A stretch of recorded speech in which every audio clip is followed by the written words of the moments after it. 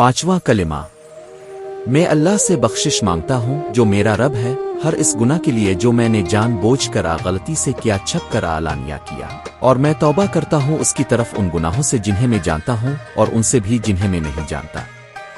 بے شک تو ہی غبوہے کا جاننے والا، عیبوں کو چھپانے والا اور گناہوں کو بخشنے والا ہے، اور کوئی طاقت و قوت نہیں مگر اللہ بلند و عظیم کے ساتھ۔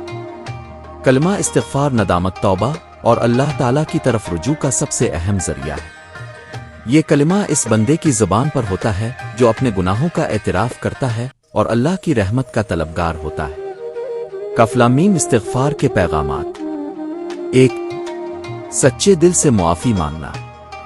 انسان خطاکار ہے لیکن اللہ تعالیٰ غفور و رحیم ہے۔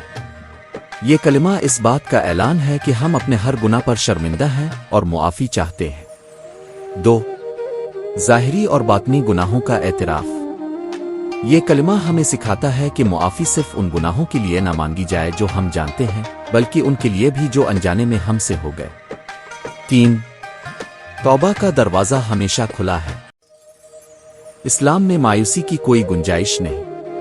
اگر بندہ صدق دل سے توبہ کرے تو اللہ ہر گناہ معاف کر دیتا ہے۔ 4، اللہ تعالیٰ نہ صرف گناہوں کو معاف کرتا ہے بلکہ ہماری برائیوں کو لوگوں سے چھپاتا بھی ہے۔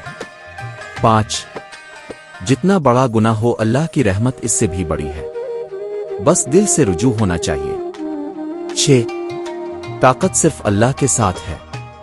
یہ کلمہ ہمیں یاد دلاتا ہے کہ ہم کسی بھی برائی یا وسوسے سے اپنی طاقت سے نہیں بچ سکتے جب تک اللہ کی مدد نہ ہو۔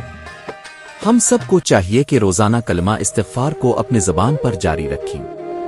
یہ نہ صرف گناہوں کی معافی کا ذریعہ ہے بلکہ دل کو پاکیزہ، روح کو پرسکون اور زندگی کو بابرکت بنانے کا ذریعہ بھی ہے۔